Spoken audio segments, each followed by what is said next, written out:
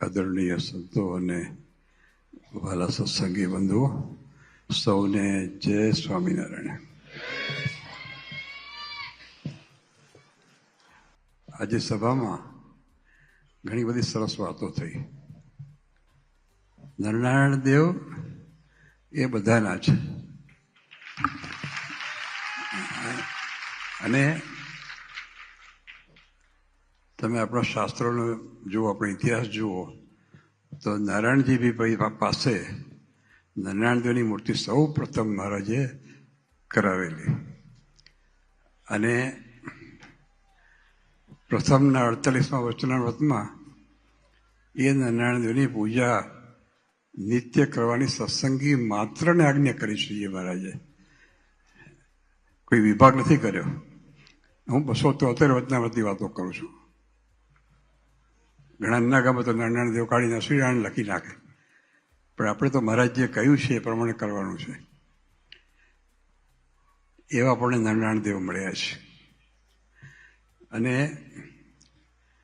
આજે સભામાં વાતો થઈ ને, સ્વામી દેવ સ્વામી જાહેરાત કરતા હતા, તમે જોયું કે મોટાભાગના યુવાન સંતોએ બધું કાર્ય જાતે કરેલું છે.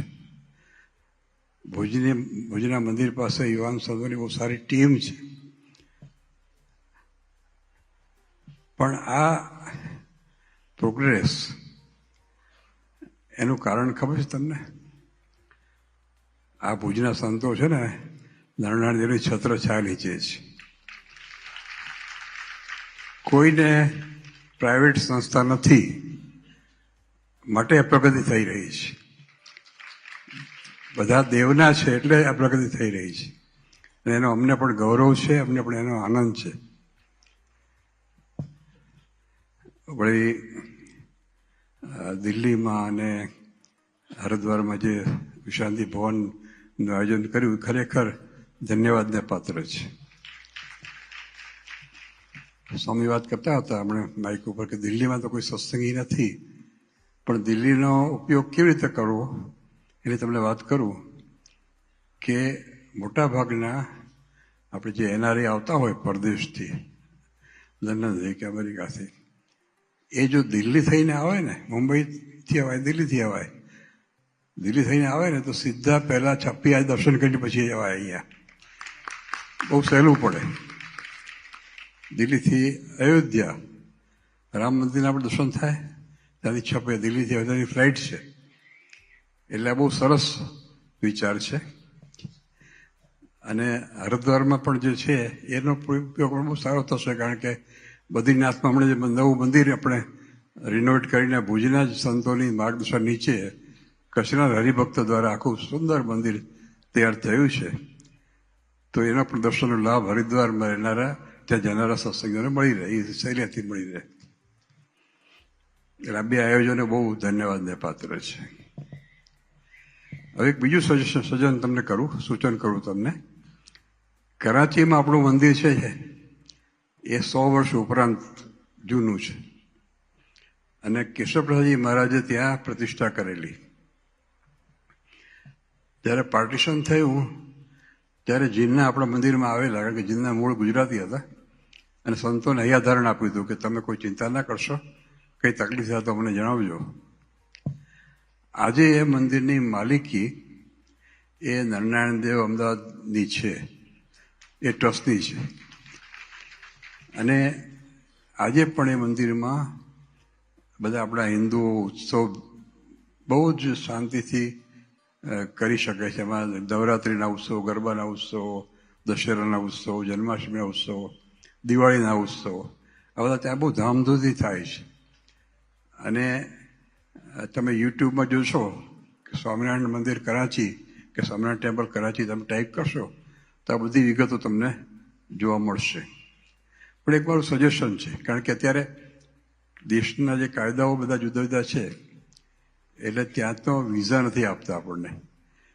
અને પણ જે બ્રિટિશ નાગરિક હોય કે અમેરિકન નાગરિક હોય એને વિઝા બહુ જરૂર નહીં, સીધી રીતે વિઝા અને આવી શકાય ત્યાં. તો મારું એક બીજું સજેશન છે કે અમેરિકાથી કે લંડનથી જે હરિભક્તો આવતા હોય તો એ ધારો કે ગલ્ફની એમિરેટ્સમાં આવતા હોય કે ઇતિહાદમાં આવતા હોય એને અબુધાબીથી અથવા તો દુબઈથી ડિટોર કરીને 2 દિવસ કરાચી જઈ આવો તમે અને આપણા મંદિરના દર્શન કરી આવો તો બહુ સારું. એ મારી ખાસ ઈચ્છા છે, કારણ કે સત્સંગીઓ કોઈ ત્યાં નથી અને આપણે તકલીફ છે કે વિઝા મળતા નથી, કોઈ જતું નથી ત્યાં. પણ હિન્દુઓ બધા ભેગા થઈને ત્યાં ઉત્સવ કરે છે અને ત્યાંની સ્થાનિક કમિટી છે, પણ મંદિરની માલિકી આપણી અમદાવાદ મંદિરની છે. એટલે હોટેલમાં રહીને 2 દિવસ જઈને પણ ત્યાં દર્શન કરીને આવો તો ત્યાંના લોકોને થાય કે કોઈ ધણી છે અહીંયાનો. એ ખાસ યાદ રાખજો. શિક્ષાપત્રી અંગે તો ઘણી બધી વાતો આપણે થઈ. એકવાર જ્યારે હું કોલેજમાં હતો તો ગણિતનું પેપર બહુ અઘરું આવ્યું, અઘરા સવાલો આવ્યા. તો ઘણા છોકરાઓ તો બિચારા આમ બેભાન જેવા થઈ ગયા કે આ કેવી રીતે આપણે પાસ થશું. પછી જે સુપરવાઇઝર હતા ને એમણે બહુ સરસ વાત કરી કે તમે એમ ના વિચારશો કે પહેલો દાખલો પહેલો કરો, બીજો કરું, ત્રીજો કરું. આ 10 દાખલામાંથી તમે જે પહેલો આવડતો ને એ પહેલો કરી નાખો, જે આવડતો એ પહેલો કરી નાખો તો પાસ થઈ જશો. એટલે છોકરાઓએ પ્રમાણે કર્યું અને પાસ થઈ ગયા. આ તો જગતની પરીક્ષાની પાસ થવાની વાત છે કે જે આવડતું એ પહેલું કરી નાખો, ના આવડતું એ મૂકી દો તો જગતની તે પરીક્ષામાં પાસ થઈ જવાય. પણ મહારાજની પરીક્ષા આનાથી ઊંધી છે. શિક્ષાપત્રી તમે વાંચતા હો અને તમને એમ લાગે કે આ તો નિયમ હું પાળું છું, એવું નહીં. પણ શિક્ષાપત્રી જ્યારે વાંચો ત્યારે જે નિયમ તમારાથી ન પડતો હોય એનું જુદું લિસ્ટ કરજો અને એ પહેલાં પાડવાનો આગ્રહ રાખજો તો મહારાજની પરીક્ષામાં પાસ થવાય.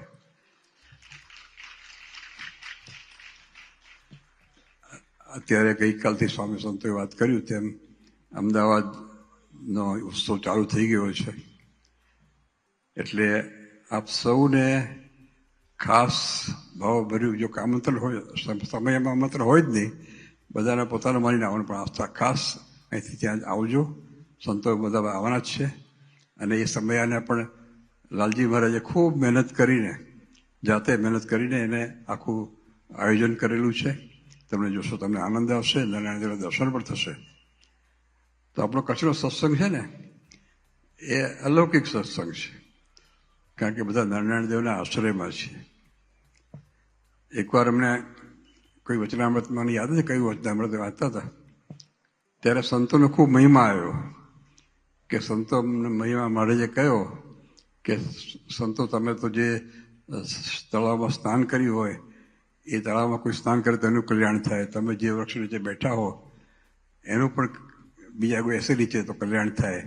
તમને પવન અડ્યો એ બીજાને પવન અડે તો પણ તમારું એનું કલ્યાણ થાય. પછી મહારાજને મને વિચાર થયો કે આટલું બધું મહારાજ સંતો પર કેમ લડ્યા છે. પણ પછી એનો જવાબ મને મળી ગયો. છેલ્લે ભાઈએ વચનામૃત મહારાજ એમ કહ્યું કે કારણ કે તમે નારાયણ દેવનો દ્રઢ આશરો છે. એટલે આશ્રય રાખનાર સંતોનો જ મહિમા છે અને આશ્રય તમે હંમેશા દ્રઢ કરતા રહેજો. આ ઉત્સવો એ આપણો સંપ્રદાય, આપણી ભારતીય સંસ્કૃતિ એ ઉત્સવપ્રિય સંસ્કૃતિ છે. એટલે અવારનવાર ઉત્સવોની પરંપરાઓ ચાલે છે. મને પણ ખૂબ આનંદ થયો જો કે ત્યાં ઉત્સવ મૂકીને મને આચાર્ય મહારાજે કહ્યું કે ત્યાં જવાનું છે. અહીંયા આવ્યો ખૂબ સંતોષ થયો, ખૂબ આનંદ થયો. કારણ કે કચ્છમાં આવ્યો ને ત્યારે એક પોતાપણા જેવી ભાવના થાય છે. નાનપણથી જ બાપુજી સાથે આવતો હતો ત્યારે બાપુજી બધા સંતોષની ઓળખાણ કરાવતા હતા અને બધી વાતો જૂની કરે. એટલે એક જાતની આત્મીયતા થઈ ગઈ છે. એટલે આપ સૌને મળીને ખૂબ આનંદ થયો છે અને નારાયણદેવની છત્ર થયા નીચે આપણે ખૂબ ઉન્નતિ અને પ્રગતિ કરીએ દે એવી એમના ચરણો પ્રાર્થના. આપનો પણ નારાયણદેવની શ્રદ્ધા એ હંમેશા દ્રઢ થતી રહે. શ્રીજી મહારાજના ચરણો પ્રાર્થના.